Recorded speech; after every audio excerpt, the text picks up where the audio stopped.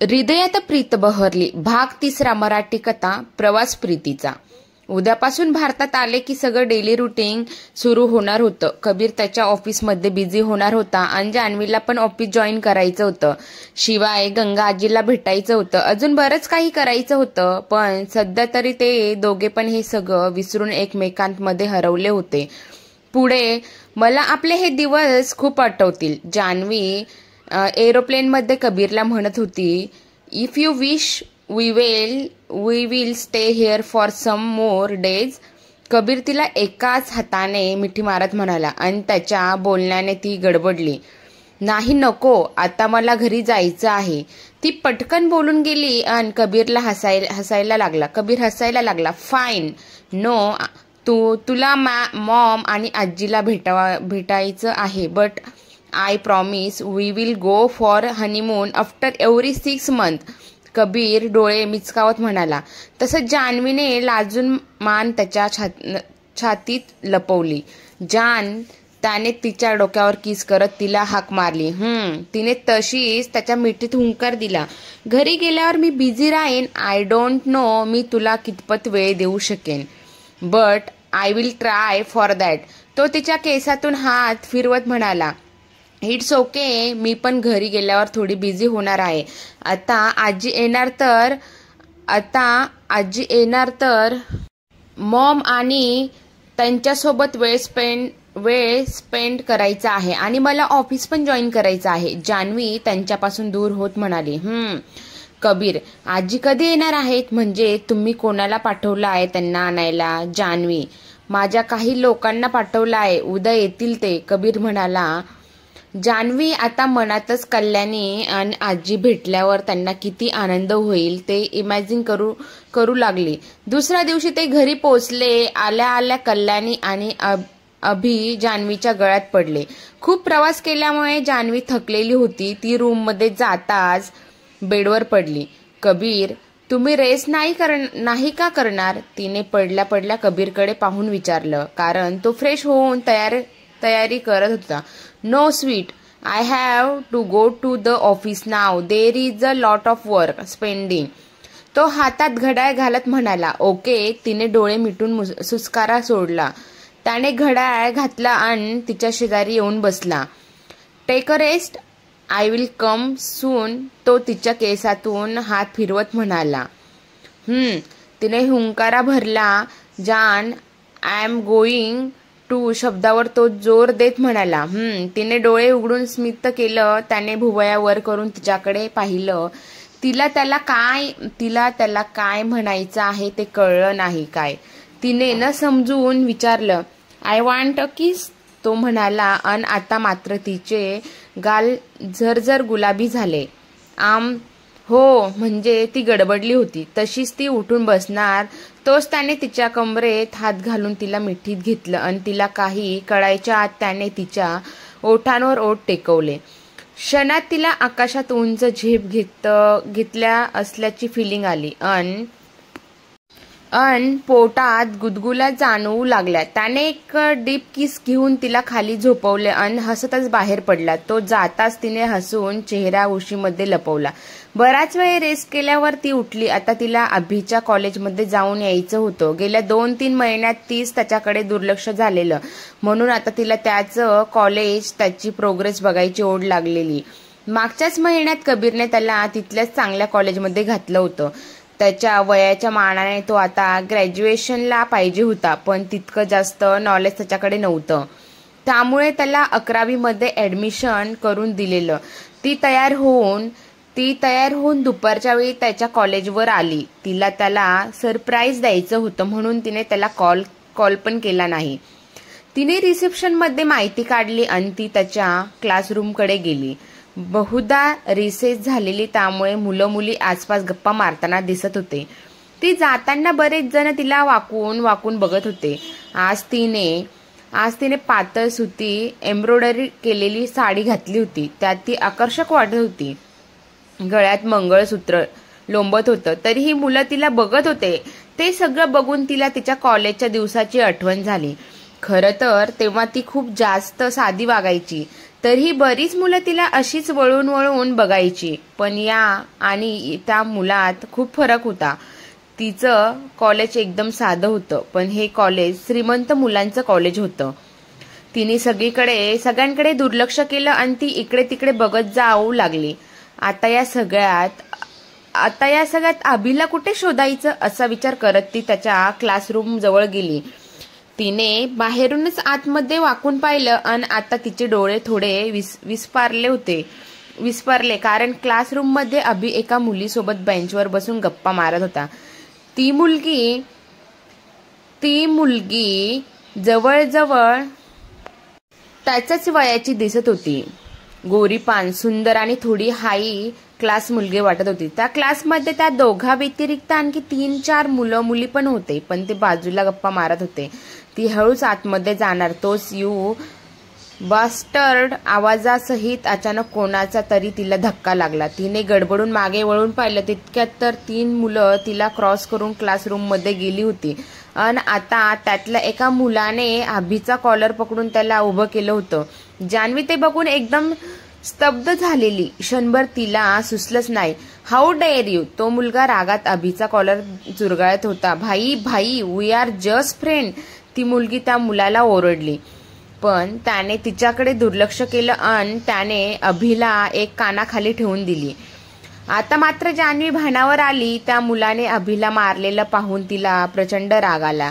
ती धावतच पुढे गेली आणि तिने त्या मुलाच्या हाताला हिसका देऊन त्याला मागे ढकललं. तसं रागात त्या मुलाने तिच्याकडे पाहिलं आणि त्याच वेळी तिने सटाका त्या मुलांच्या कानाखाली लगावली.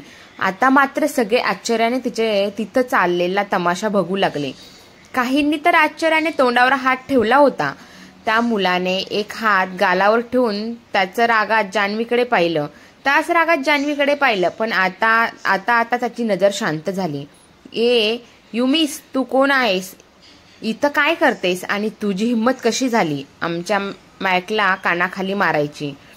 त्या मुलाचा मित्र तावात ओरडला. तुझ्या मित्राची हिंमत कशी झाली माझ्या भावाला मारायची? याची बहीण सांगते ना की ते फ्रेंड्स आहेत, मग का मारलं याने? जान्हवीने पण रागात त्या मुलाला विचारलं. तो मुलगा रागात काहीतरी बोलणार, तोच मॅक नाव असणाऱ्या मुलाने त्या दोन्ही मुलांसमोर हात पकडून अडवलं. Let's go. तो मेक एकदा त्याच्या बहिणीकडे कटाक्ष टाकून त्या मुलाला घेऊन तिथून बाहेर गेला. पण जाता जाता खिडकीतून तो जान्हवीकडे बघतच गेला. जान्हवीने त्याच्याकडे दुर्लक्ष केलं आणि त्या अभिकडे पाहिलं. दी, तू इथं? अभिने गडबडून विचारलं. तुला लागलं का? जान्हवीने त्याचा गाल बघत काळजीत विचारलं. नाही दी, ही माझी फ्रेंड नताशा. अभिने त्याच्या शेजारच्या मुलीकडे इशारा केला. त्याच्या भावाला जर आवडलं नाही तर तू माझ्या भावाला नको भेटत जाऊ. तुझ्या भावाला जर आवडलं नाही तर तू माझ्या भावाला नको भेटत जाऊ. जान्हवी रागात त्या मुलीला जवळजवळ ओरडली. त्या मुलीचा चेहरा लगेच पडला. ती अभि काही बोलणार तोच. अभि, ज्या गोष्टीपासून आपल्याला त्रास होतो त्यापासून दूर राहायचं सांगितलंय ना, आहे ना तुला? हं. तिने अभिच्या गालाला हात लावत शांतपणे विचारलं. अभिने मान खाली घातली. तेवढ्यात जान्हवीचं लक्ष आसपास गेलं. सगळी मुलं त्याच्याकडे बघत होती आणि बहुधा रिसेस संपली होती. मी जाते, पण व्यवस्थित राहा, जान्हवी त्याला म्हणाली आणि तिथून बाहेर पडली. बाहेर पडल्यावर मात्र आपण ओव्हर रिॲक्ट झालो असं तिला वाटू लागलं. पण अभिच्या बाबतीत ती खूप जास्त सेन्सिटिव्ह होती आणि सध्या त्याला त्याच्या पायावर उभं करून या जगात त्याला स्वतः अस्तित्व निर्माण करून द्यायचं होतं. म्हणून तिला तो कुठल्याच संकटात नको होता. ती तिथून डायरेक्ट प्रिन्सिपल ऑफिसमध्ये गेली आणि तिने सरळ त्या मुलांची तक्रार केली, कारण पुढे जाऊन ती मुलं त्याला त्रास देतील याची तिला भीती वाटत होती. प्रिन्सिपलने तिचं ऐकून तिला अस्वस्थ केलं. ती सुस्कारा सोडत बाहेर आली आणि तर बाहेर मन कॉलेजच्या भिंतीला टेकून उभा होता. तिला पाहताच तो तिच्या जवळ गेला. Don't worry sister in law, मी अभिची काळजी घेईन. इनफॅक्ट रोज आम्ही सोबतच असतो. त्याचा क्लास सुटला की मी त्याच्यासोबतच कॅन्टीनमध्ये जातो, पण मगाशी त्याने यायला नकार दिला, सो मी त्याला एकटं सोडलं. पण नेक्स्ट टाइम असं नाही होणार. मन दिलगिरी व्यक्त करत म्हणाला मन त्याचा कॉलेजमध्ये ग्रॅज्युएशन करत होता. कबीरने त्याला 1 महिन्यापूर्वी पुण्याहून इथं शिफ्ट केलं होतं, म्हणून तर त्याने अभिला पण तिथेच घातलं होतं. तुझ्या क्लासची मुलं होती का? जान्हवीने त्याला विचारलं. नाही, ते आमचे सिनियर आहेत.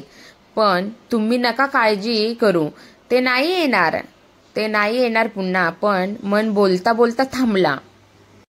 पण काय? जान्हवीने काळजीने विचारलं. अभिसाठी तिला जास्त चिंता वाटत होती. इथे जे काही झालं ते कबीर ब्रदरला नका सांगू. मेक डिसोजा अंकलचा मुलगा आहे आणि डिसोजा ग्रुप आणि भोसले ग्रुपचे पहिल्यापासून खूप चांगले संबंध आहे. बऱ्याच ठिकाणी बिझनेस पार्टनरशिप आहे. उगीच थोड्या छोट्याशा गोष्टीवरून काही व्हायला नको. भुवया वर करून नाराज होत म्हणाला. हो ओके थँक्स, मी त्यांना काही सांगत नाही. जान्हवीने हसून त्याचे आभार मानले आणि तिथून बाहेर घेऊन गाडीत बसली. भैया कॅफेमध्ये चला, जान्हवीने ड्रायव्हरला सांगितलं आणि एक नंबर डायल केला. हॅलो सृष्टी, मी 5 मिनिटात पोहोचेन. तू आली आहेस ना? जान्हवी, येस, ये लवकर, मी बाहेर आहे, सृष्टी म्हणाली आणि तिने फोन कट केला. ती तशीच मागे वळून पुढे जाणार तोच ती कोणाला तरी धडकली जाऊन. ओ सॉरी आंटी. सृष्टीने समोरच्या म्हातारपणात प्रवेश केलेल्या महिलेची माफी मागितली. देख के नहीं चल सकती क्या? और ये आंटी किसको बोलती है? तू मेरी आंटी दिखती है. समोरची बाई रागात सृष्टीला म्हणाली आणि तिचं बोलणं ऐकून सृष्टीला हसू कंट्रोल नाही झालं. आंटी, आप आंटी ही लगती हो. ये मेकअप से भी आपकी उम्र छुपती नहीं है. सृष्टी हसत म्हणाली आणि ती बाई जास्तच रागावली. बेशरम लड़की, एक तो जानबूझ के मुझे टक्कर देती है और ऊपर से मुझसे बदतमीजी करती है. मुझे तो मैं रुक, तुझे तो मैं रुक. रॉनी. ती बाई मागे वळून कोणाला तरी हाक मारू लागली. सृष्टी आता थोडं घाबरली. ती बाई थोडं जास्तच रागावली आणि त्यात आता आणखी भांडायला कुणीतरी बोलवते हे बघून सृष्टी त्यांना थांबू लागली. दीदी रुक जाओ, मैंने माफी मांगी है और आप तो मैं और एक बार आपको सॉरी भी बोलती हूँ. सृष्टी उगीच जास्त तमाशा नको म्हणून त्या बाईला विनवू लागली.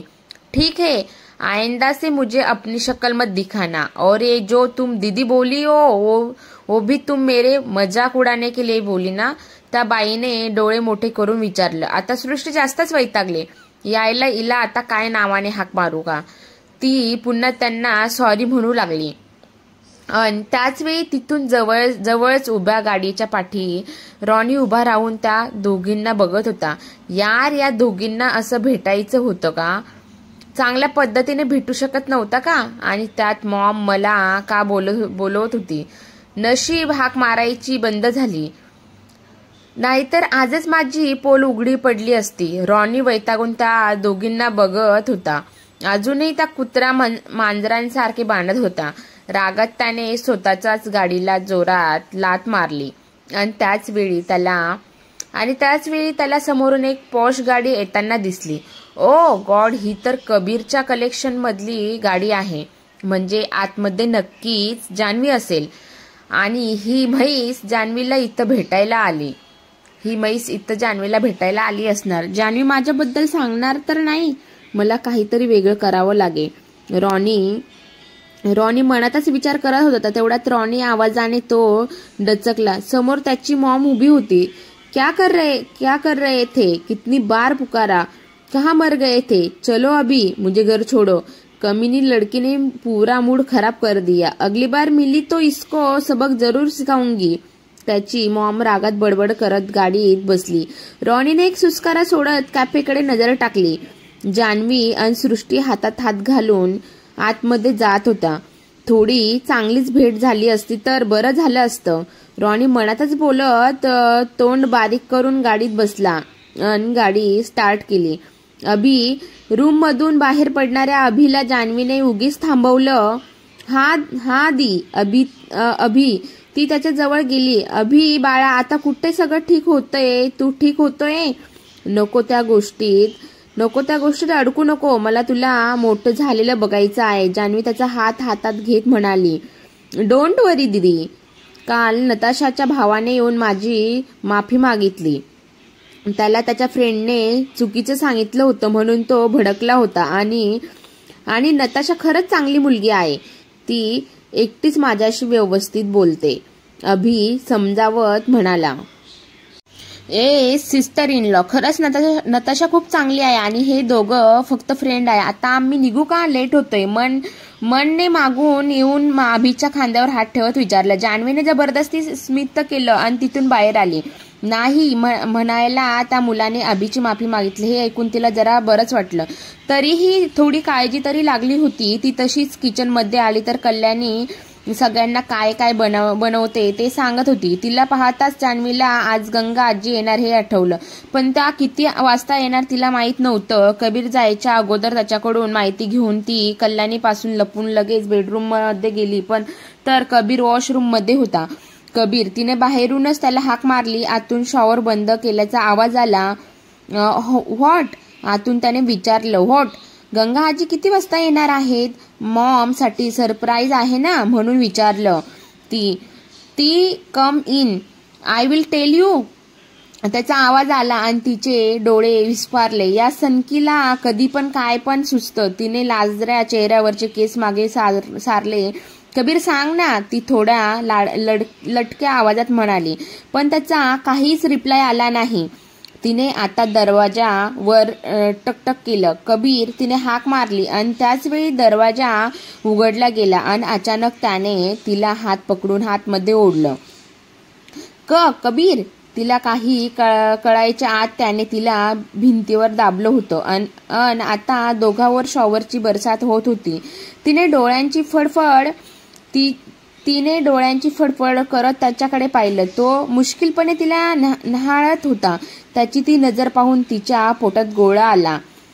कबीर, मी भिजले. ती अडखळताच लक्ष दुसरीकडे करण्यासाठी म्हणाली. ती आता पूर्ण भिजली होती. शॉवरवरून येणारं पाणी तिच्या गोऱ्या नाजूक गालावरून तसंच गळ्यावर येऊन पुन्हा तिच्या साडीमध्ये शिरत होतं. तो तिला एकटक बघत होता. त्याचा तिच्या कमरेवरचा हात तिला गुदगुल्या करत होता आणि तो हात आत पाठीवरून वर सरकत होता. तिला आता जास्तच अस्वस्थ वाटू लागलं. ती पुन्हा त्याला काही बोलणार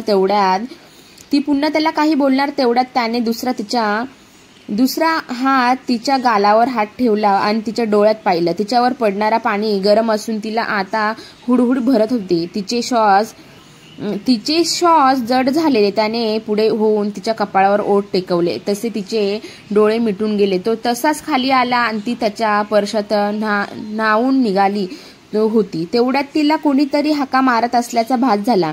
तिने पटकन डोळे उघडले. तो पण थांबला होता. कदाचित त्याने आवाज ऐकला होता. कबीर, कोणीतरी आहे. ती घाबरून त्याच्या छातीवर बोट रुतवत म्हणाली. त्याने तिच्या रुतलेल्या नखांकडे पाहिलं आणि गालात हसला. Relax, mom is there. तो तिला मिठीत घेत म्हणाला. त्याच्या उघड्या शरीराच्या स्पर्शाने तिला झटका बसला. तिने लगेच जोर देऊन त्याला दूर केलं. मॉम, ओ माय गॉड, आता काय करायचं? ती घुबरली होती. इकडे तिकडे बघू लागली आणि तिला तसं पाहून तो पुन्हा गालात हसू लागला. जान, why are you scaring? Cool down, we are a couple and तो पुढे काही बोलणारच तोच तिने त्याचा हात झटकून शॉवर बंद केला. कबीर, बाहेरून पुन्हा आवाज आला. तिने त्याला इशारा केला. त्याने मान नकारार्थी हलवली. एस मॉम, त्याने ओ दिली. जानू कुठे आहेस? केव्हापासून तिला शोधते? कल्याणीचा बाहेरून आवाज आला. जान्हवीने ते लगेच त्याला इशारा केला. त्याने गोंधळून तिच्याकडे पाहिलं. गार्डन मध्ये आहे सांगा. ती हळूच त्यांच्या जवळ येत म्हणाली. तसं त्याने पुन्हा तिला मिठीत घेतलं. ती एकदम गडबडून गेली. Maugham, she is in the garden. तो हसत तिच्या गालावर ओठ टेकवत म्हणाला. तिने लाजून मान खाली घातली. बरं, मी गार्डन मध्ये जाते. तिला नाश्त्याला काय हवं ते विचारते. बाहेरून आवाज आला आणि जान्हवी ते पुन्हा घाबरून त्यांच्याकडे पाहिलं. कारण आता त्या गार्डन मध्ये गेल्या तर ती दिसणार नाही. Mom, can you make a coffee for me? I am getting late. Kabir थोडं मोठ्याने म्हणाला. बरं, ये बाहेर, मी बनवून ठेवते. मॉम म्हणाली. तसं जान्हवीने सुटकेचा निश्वास सोडला, सुटकेचा निश्वास सोडला तो. Mrs Kabir Bhosale, when are you going to join the office? त्याने तिच्या कानावरून हलकेच ओठ फिरवत विचारलं. पहिलं मला इथून जाऊ द्या, मग मी ऑफिस जॉईन करेन. मी त्याला दूर करत अन हसत म्हणाली. त्याने तिथला टॉवेल घेतला आणि तिच्या केसांना तो कोरडे करू लागला. गो चेंज युअर क्लॉथेस, तो तिच्या कपाळावर ओठ टेकवत म्हणाला. कारण ती आजारी पडेल याची त्याला काळजी लागलेली. तिने पटकन पुढे जाऊन त्याच्या गालावर किस केला आणि मान खाली घालून तिच्या दुसऱ्या बाजूला असलेली चेंजिंग रूमकडे गेली. तो गालात हसला आणि त्याने पुन्हा शॉवर ऑन केला. आज दुपारी सांगा गंगा आजी कधी येणार, असं कबीर बोलला होता. म्हणून जान्हवी किचनमध्ये जाऊन स्पेशल वांग्याचं भरीत आणि चपात्या बनवत होती. सगळे शेफ एका बाजूला उभे राहून तिला बघत होते. त्यांना भीती वाटत होती. चुकून कबीर ऑफिसमधून माघारी आला आणि हे पाहिलं तर आपलं काय होईल याची काळजी त्यांना लागलेली होती. तिच्या मात्र मनात आनंदाचे कारंजे उठले होते. शेवटी आज तिने दिलेलं वचन पूर्ण होणार होतं. त्यांची भेट कशी असेल अन त्या कल्याणी आंटी किती आनंदी होईल याचा विचार करत ती लगबग करत होती. हे बघा इथं आहे ही, मागून आवाज आला. तसं तिने मागे पाहिलं आणि मागे कल्याणी आणि आजोबा उभे होते. मॉम, आजोबा, मी आज खास जेवण बनवत आहे गावाच्या स्टाईलने. आता जान्हवी थोडं गोंधळी असंच मनात आलं म्हणून तिने पुढे बघून चपात्या लाटत उत्तर दिलं. बघा हा कल्याणी, तुझ्या सुनेनं अगदी तुझ्या हातावर हात मारला आहे. फिरून आली की लगेच किचनमध्ये कामाला लागली. आजोबा हसत म्हणाले. मग पूर्ण 8 महिने मी ट्रेनिंग दिली आहे तिला, कल्याणी कौतुकाने म्हणाली. जान्हवी गालात हसली. काय ग, तू रात्री बनवायचं जेवण माझ्या बटाट्याने पण खाल्लं असतं. आता तो गेला ऑफिसमध्ये, टिफिन घेऊन जा त्याला. आजोबा हसत म्हणाले. इकडे हे आणि याचा बटाटा, तिकडं आणि त्याची स्ट्रॉबेरी. जान्हवी खुदखुदून गालात हसली. रात्री पण बनवेल. आता ते माझा फोन पण रिसीव करणार नाही. जान्हवी अगदी माझ्यावर गेला आहे. मी पण एकदा कामात झुकून दिलं की मला कशातच भान राहायचं नाही. आजोबा म्हणाले. पप्पा तुम्ही बाहेर जाऊन बसा, मी तुमच्यासाठी सूप बनवून आणते, कल्याणी म्हणाली. मग आजोबा बाहेर गेले. जानू, कल्याणीने हाक मारली. ती जान्हवीच्या शेजारी येऊन उभी राहिली. हा मॉम. जान्हवी वाटलं नव्हतं की जिला मी मुलगी मानेन ती खरंच सून म्हणून माझ्या आयुष्यात येईल. तुझ्यामुळे, फक्त तुझ्यामुळेच मी कार्तिकी जाण्याचं दुःख विसरून शकले. नाहीतर अगोदर कीर्ती. मग बोलता बोलता कल्याणीचे डोळे पाणावले. जान्हवीने लगेच लाटणं खाली ठेवलं आणि कल्याणीचे हात पकडले. मॉम, किती वेळा सांगितलं, जे गेलं ते गेलं, जे आहे त्याचा विचार करा. जान्हवी त्यांना समजावत म्हणाली. हो ग, माहिती आहे, म्हणून तर मी जास्त विचार करत नाही. पण मुली होत्या माझ्या, आठवण तर येणारच ना. कल्याणी डोळे मिटून घेत म्हणाली. हो, आठवण तर येणारच आणि यायला हवी, पण त्यामुळे डोळ्यात अश्रू नको मॉम. जान्हवी त्यांचे डोळे पुसत म्हणाले. बस आता, या आयुष्यात तुझा आणि कबीरचा संसार फुलताना बघायचा आहे. माझ्या नातवंडांना जेव्हा मी हातात घेईल तेव्हा मला जगात सगळ्यात जास्त आनंद होईल, कल्याणी हसत म्हणाली. जान्हवीने लाजून मान खाली घातली. या सनकी सायकोने मनावर तर घ्यायला हवं, मग येईल आमचं गोड पिल्लू. जान्हवी मनातच विचार करत हसली. तेवढ्यात बाहेरून कोणाचा तरी आवाज आला. कल्याणे ये माझी बाय. आवाजाने दोघीही चकमकल्या, पण जान्हवीला कळलं की नक्कीच गंगा आजी आली. कल्याणी मात्र गोंधळून थोडं पळतच किचन मधून बाहेर पडली. हॉलमध्ये आजी आणि तिने समोर पाहिलं तर समोरून नऊवारी लुगडं घातलेली बाई पायात बळ नसताना लंगडत पळत येत होती. आई. कल्याणीला हुंदका फुटला आणि तिचा हात तोंडावर गेला. अगं माझी बाय. गंगा आजी रडत रडत तिच्याकडे झेपावत होती. कल्याणी मात्र जागी स्तब्ध झालेली. डोळ्यातून अखंड धारा वाहत होत्या. गंगा आजी तिच्या जवळ पोहोचली तरीही तिला भान राहिलं नव्हतं. ती पाणवलेल्या डोळ्यांनी त्यांना बघत होती. माझी बाय. गंगा आजीने नाक वर ओढलं आणि जोरजोरात श्वास घेत आपला थरथरता हात कल्याणीच्या गालावरून फिरवला. अन आई. कल्याणीच्या तोंडून हृदयद्रावक हाक बाहेर पडली. अन आता तिने गंगा आजीला घट्ट मिठी मारली. दोघी पण एकमेकींच्या मिठीत रडत होत्या. काहीतरी बडबड करत होत्या. मधून गंगा आजी कल्याणीचा चेहरा हातात घेऊन तिच्या चेहऱ्यावर ठिकठिकाणी पप्पी घेत होत्या आणि हे दृश्य पाहून जान्हवीला तिचा हुंदका आवरता येत नव्हता. ती पण हुंदके देत रडत होती. आजोबा मात्र समाधानाने ते सगळं बघत होते. मुलगी कितीही मोठी झाली तरी आईसाठी ती लहानच असते हे आज त्या दोघांनी बघून जान्हवीला कळत होतं. आई बस ना. कल्याणीने गंगा आजीचे डोळे पुसले आणि त्यांना धरून सोप्यावर बसवलं. किती दिस वाट बघितल्या. तू काय नाही आला. मी किती आठवण काढत होतो. गंगा आजीने कल्याणीचे डोळे पुसत अडखळत विचारलं. मी खूप फोन केले ग पण लागतच नव्हता आणि कबीर पण इथं नव्हता. त्याच्याशी बोलणं झालंच नाही. तुझी खूप आठवण आलेली ग. कल्याणी नाक वर ओढत म्हणाली. बास कर नगा रडू आता. मी आलोय तुला भेटायला. जान्हवी आणि कबीरनं त्यांच्या लोकांना पाठवलं होतं. गंगा आजी म्हणाली. अन कल्याणीने मागे वळून जान्हवीकडे पाहिलं. जान्हवी अजूनही रडत होती. त्यांनी पाहताच ती शांत झाली. आई हिला ओळखते तू. कल्याणीने जान्हवीकडे इशारा करत विचारलं. होय अगं हीच ना. तर मला वचन दिलं माझी पोर मला भेटवल बोलल्याची.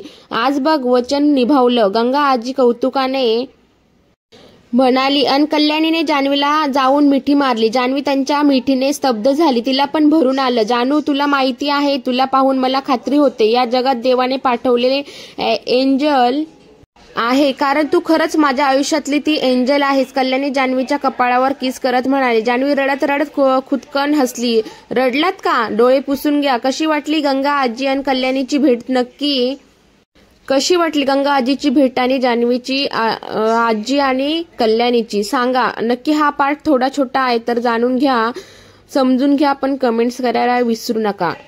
नक्कीच मी पुढचा भाग लवकर घेऊन येणार आहे 4था.